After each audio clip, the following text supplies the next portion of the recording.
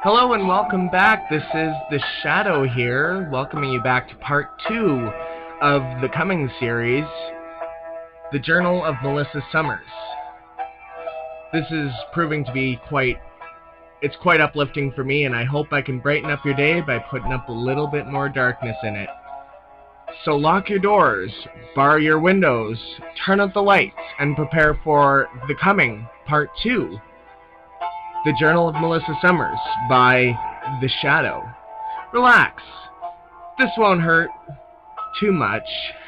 Ha ha ha ha ha. Journal entry 1. So today in school they assigned a project of keeping a journal on our day-to-day lives. As this is the first official year the schools are open, we're creating a time capsule for people in the future to know what life was like for an everyday secondary school student. I personally think it's a stupid idea, but it is worth half our entire final grade, so might as well get this over with. I guess I'll describe myself. I'm in 11th grade, average kid. I like drawing and music, and hope to one day become an artist. I have only one close friend, Katie, and no parents, thanks to 9/11. Due to my inheritance, I've been living in a small apartment just outside the city. It's not much, but things could be worse. I don't do much besides studying and spending time with Katie. I remember how we met, how she tripped and spilled her soda all over me on the first day of school. She was highly apologetic and offered to clean it up for me if I were to just come by after school let out. I had to think about it for a minute, but then I decided it could be a good idea. Meeting her parents was an interesting experience. Actually, it was really cool. There are about 15 people living in her house, including her parents and 3 sisters, some random commissioner of oath, and a girl about my age whose father passed away while at work. She worked with Katie's father. Another one of Katie's father's business colleagues, and some other random people I don't remember too well. I just remember walking in the door and feeling immediately welcome. Later on, as my shirt dried, her parents explained that anyone who's friends with anyone in this house is considered to be family. So, I guess now I have a real family.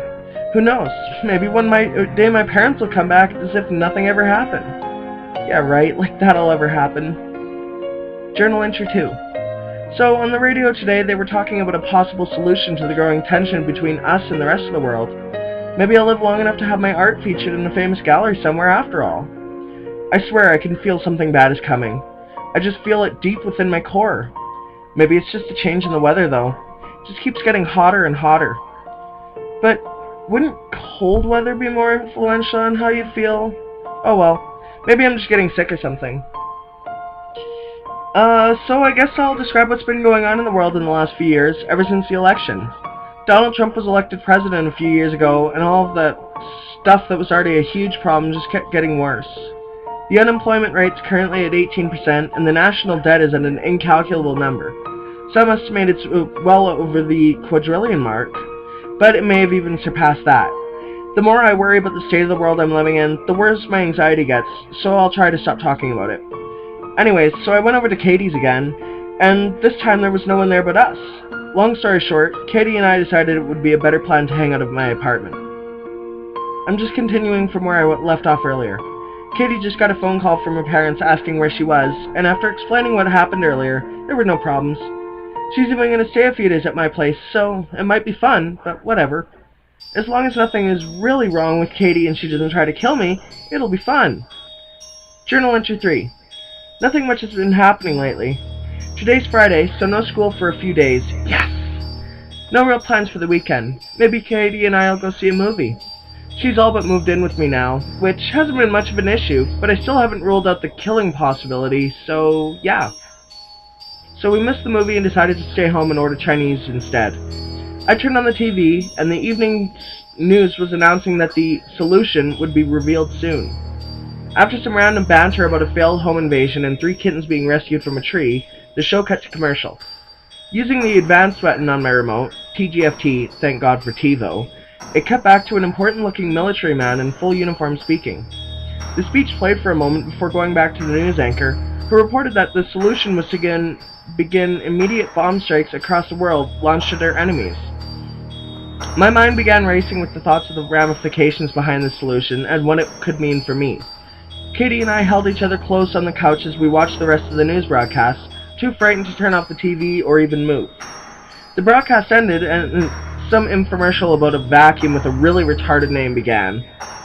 About maybe 5 or 6 minutes in, Katie and I started laughing so hard about that vacuum cleaner that all our anxieties were forgotten, and I turned off the TV. Journal entry 4. So, school came back on Tuesday rather than Monday due to some unpleasant news received on Saturday that other nations had heard the news via social media and other forums and decided to copy our idea, so yeah. Now the duck and cover policy has been reinstated, so we have these stupid drills where we have to hide under our desks and cover our heads. The idea, when first proposed, was so antiquated that many of us just laughed. Once we had all calmed down, the teacher showed us a documentary about how effective duck and cover is, and blah blah blah. Rudy, who sat in front of me, actually fell asleep. There was no way that all of this would really work in the event of a major catastrophe. Then there was a loud, unexplainable noise, and the floor beneath us began to shake. Dust was falling from the ceiling, and an announcement came over the loudspeaker. Remain calm and stay down until it is safe to come out. We all sat under our desks, terrified. Some people were praying, others were crying, but I just sat, thinking about what could be going on. The teacher had vanished the second that noise began, so we didn't even have any guidance. Despite being all nearly old enough to enter the world, all we needed right then was just an authority figure, and I guess now, thinking back, that was just a ridiculous fallacy. An announcement came back over the loudspeaker. Excellent work, students. With your quick thinking and practice, when something happens, you will likely be among the only few survivors. An uproar began immediately following that statement. Students were laughing, crying, or just looking super pissed, and everything in between. That guy, Rudy, even wet his pants, which made most of the people looking at him burst out laughing. I laughed too, and the relief that accompanied it was so refreshing. Journal entry 5. So, we get another few extra days off school while a pending lawsuit is settled over the duck and cover drill fiasco. The noise that we heard was an air raid siren, and the shaking and dust falling, that was all a clever plan for these drills as soon as the school board, and the rest of the world, learned of the possible bomb strikes. Every floor of the school was outfitted with a vibrating mechanism and cleverly concealed dust puffs in the ceiling to mimic what might happen in a bomb strike to prepare us for what might happen. That day, after school let out, I invited Rudy to hang out with myself and Katie, who, after some initial grumbling and embarrassment when Katie laughed her ass off at the wide stain in the front of his pants, calmed down and she invited him over to get his pants cleaned. So we all went over to Katie's house, and after more laughter from Katie's dad and some of the other people, things calmed down, and while Rudy changed into a pair of borrowed pants, Katie and I explained what happened, which made Katie's dad laugh until tears streamed down his face. After Rudy's pants were clean, but not dry, we headed over to my place to hang out for a while longer. Rudy needed to go home with dry pants, and the dryer at Katie's house was a piece of crap. Once Rudy's pants were dry, we drove him home, and Katie and I stopped for some dinner. After that, I dropped her back off at her house, as I just wanted some alone time. Arriving at home, I threw my keys on the counter and got a Diet Coke from the fridge. Sitting down on the couch, I set my open Diet Coke on the coffee table and picked up the newspaper from this morning. Glancing at the front page, I recoiled in horror at the image presented in front of me. It was a Google Earth image of what looked like a small space shuttle flying through the air. The caption below read, "The South confirms a successful test of bomb used in airstrikes. See page A2. I flipped madly to page A2 and began reading the article. Through a classified source, we now know that the South has the capability to launch bomb strikes on us. The image you see on the front page is a remarkably lucky shot taken by Google Earth satellites just as they were completing the test. Go to our website to read the full article. Jean Turcotte." When I woke up, the sun was setting. Checking my phone while drinking my now warm and flat Diet Coke, I saw I had 3 Facebook notifications. Checking them, I saw that some acquaintances had forwarded me several video links to reports about other successful global bomb tests. I threw my phone on the couch next to me and ran for the bathroom, sobbing uncontrollably. Journal entry 6. Last night sucked, big time. I ended up in the shower for at least an hour, and then when I left the shower and went to take my meds, I found I had none left. I went into a full-on breakdown, and Katie later told me that I ended up screaming outside of her door, curled in the fetal position. Her father was on the same meds as me, so he was able to help me out get my bearings. Journal entry 7. So now it's Sunday and every business, even the ones that are always open on Sundays, are closed, which means I can't even go get my prescription refilled. So I came up with a plan. I'll drive to the Canadian border, sneak across, and get my prescription refilled there.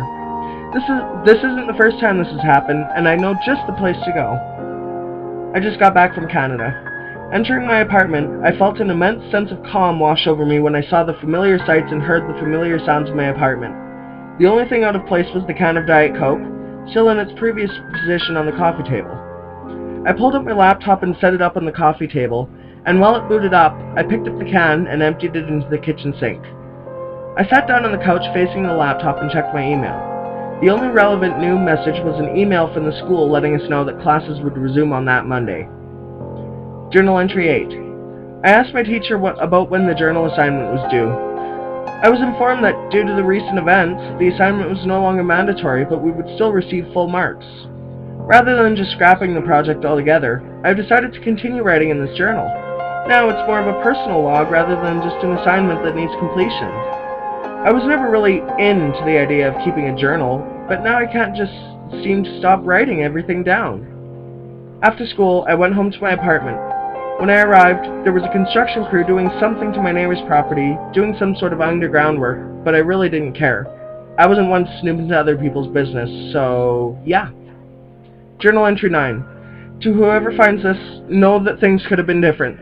My name is Melissa Summers. It's January 8, 2018. I'm hiding under my desk and the room is shaking. I think it's just another drill, but now everybody takes these drills literally as the news has been suggesting that a bomb strike is coming any day now. Wait, everything has just stopped. An announcement came over the loudspeaker. Attention students, please collect your belongings and move to the nearest exit. Remain calm. We did as we were told, and when we arrived outside, there were many buses idling at the curb. I found out after driving home that there was the first report of a bomb strike, and it hit a strip mall located right behind my school. School has been cancelled indefinitely, and the buses, I presume, were there to take everyone who didn't have a vehicle or a ride home. Katie ended up coming to my apartment with me because I offered her a ride. As soon as we arrived, she called her parents, who were glad to know she was okay. About an hour ago, the apartment started to shake. Pictures were falling off the walls, our drinks on the coffee table fell over and released their contents into the deep pile of the shag rug I have in my living room. Well, I had that rug, but now it's in a dumpster that was on its side when we went out. The power also failed, but thankfully the sun was still up, so it didn't make much of a difference. Katie and I just got back inside after many moments of hesitation, bringing the soiled rug outside to the dumpster. We noticed that 2 houses down, one was now half destroyed. I'm sitting here writing this while Katie is trying to get in touch with her parents again. I can only hope that she does, as they live in the city, so they're safer there than here. Journal Entry 10. Katie is driving my car while I write this. She doesn't have a license, but that doesn't matter anymore. We're the only people on the street. It is, well, just eerie, driving towards the city in normal rush hour and not seeing a single soul around. We're about 10 minutes away from Katie's place, and wait, that's the air raid siren. Oh God! I tell Katie to speed up and she does, but not by much. If we can just make it before that... My name is Hayden Campbell, and it's January 20th, 2018. I found this journal lying in the middle of the street, seemingly coming from nowhere. There are skid marks and maybe 10 yards ahead on the road, but there's no real source to them. Life here has become a living hell. I wanted to post this person's story in hopes that whoever knew them and was looking for answers or closure can find it through this post. Good luck to all. HC out.